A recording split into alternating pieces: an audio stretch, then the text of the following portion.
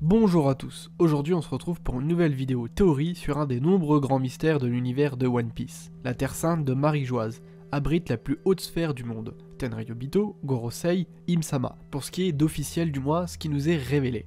Marie-Joise est placée sur un sommet de Red Line, séparant le Nouveau Monde et la première partie de Grand Line. Elle se situe juste au-dessus de l'île des Hommes-Poissons, à 20 000 mètres. Pour y accéder, il faut aller à Redport pour prendre un Bondola afin de s'élever au-dessus de Red Line. Elle n'est pas située très loin de l'archipel des Sabondi. Cette Terre Sainte est entourée d'un voile de mystère. Un chapeau de paille géant, un trône dont personne ne peut s'asseoir, et sûrement bien d'autres choses. Étant au sommet d'une falaise, il est logique de se dire qu'il doit y avoir des souterrains où sont préservés certains artefacts. Un exemple concret, les esclaves qui servent à faire avancer les tapis roulants. Ils sont sous terre. Mais de tous les potentiels trésors pouvant s'y trouver, un s'y dégage. Il est dénommé comme le trésor national de Marie-Joise. Doflamingo précisera qu'il souhaitait avoir l'immortalité grâce au OPOP Nomi afin de prendre le contrôle de ce fameux trésor.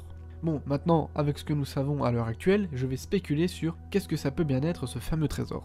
Commençons avec des possibilités dites imaginaires, vous allez comprendre ce que je veux dire par là. Comment se fait-il que les trois anciens amiraux avaient tous un Logia overcheaté? Le fameux trésor est-il un arbre où poussent les fruits du démon? Alors peut-être qu'à l'époque cela semblait possible, mais avec les informations acquises, ça l'est moins.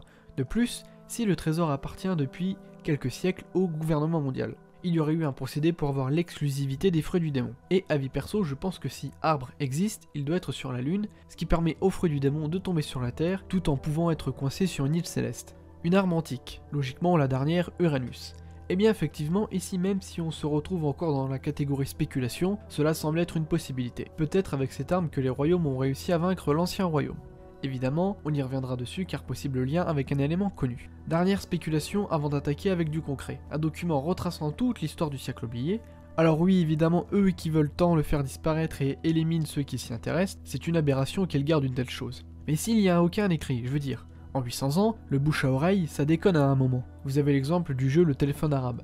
Donc, soit il y a un écrit de ce qu'il y a eu, soit le Gorosei l'a vécu. Après, même si ça peut paraître une aberration, on a déjà vu ça dans des œuvres, dans des films, autres cultures, où il y a un élément vraiment qui peut vous faire basculer, mais pourquoi il existe toujours? Pourquoi vous ne l'avez pas détruit? Donc, qu'est-ce qui peut t'obliger à devenir invincible pour contrôler une chose? Le trésor peut être un objet qui te draine ta force, ton énergie, afin qu'elle fonctionne, produise quelque chose. Donc, en effet, pourquoi pas une arme antique Uranus?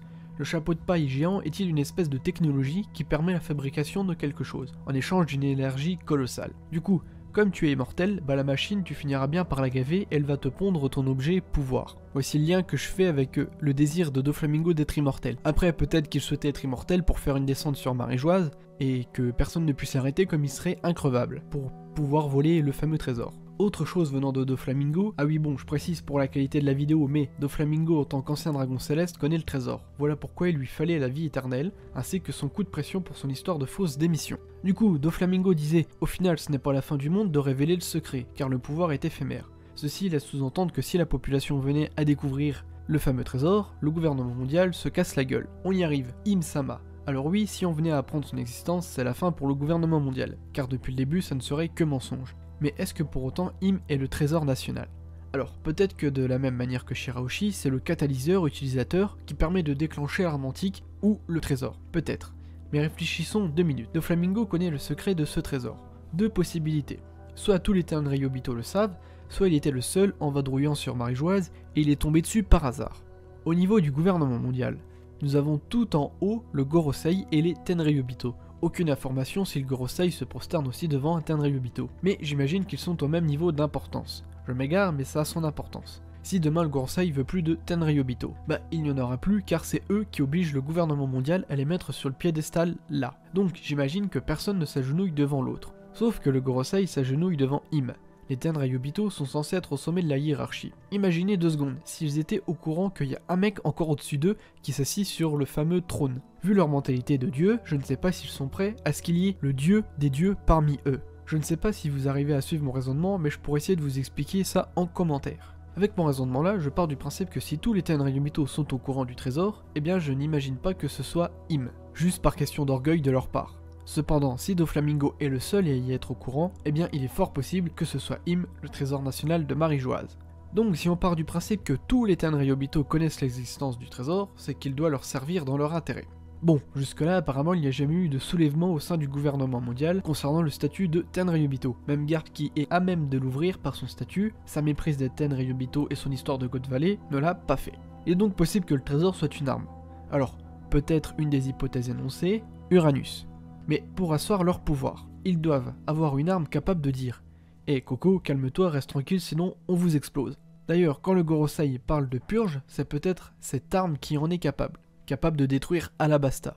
Je viens d'avoir un éclair de génie, en toute modestie évidemment, mais est-ce que le trésor national de Marie-Joise ne serait pas, pour comparaison à notre monde, l'arme nucléaire? On connaît tous le passif des Japonais avec les bombes atomiques, et il est possible que Oda s'en serve pour émettre une critique. D'autant plus que si le monde apprend l'existence d'une telle arme, encore plus puissant que les armes antiques, qui ont pour l'instant avec Pluton et Poséidon la capacité de détruire une île, un truc encore plus puissant, qui existe sur Marie-Joise. Ça va partir en raid de Yonko et révolutionnaire sur la Terre Sainte, et comme le dit Doflamingo, le pouvoir est éphémère.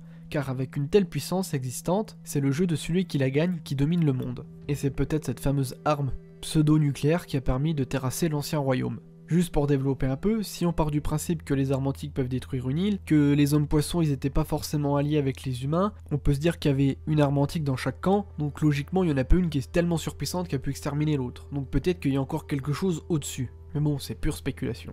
On va donc s'arrêter là, sacré sujet en tout cas. Donnez-moi vos hypothèses ainsi que votre avis sur la vidéo. Ça reste un mystère qui aura sa réponse vers la fin de l'histoire, donc encore de l'attente.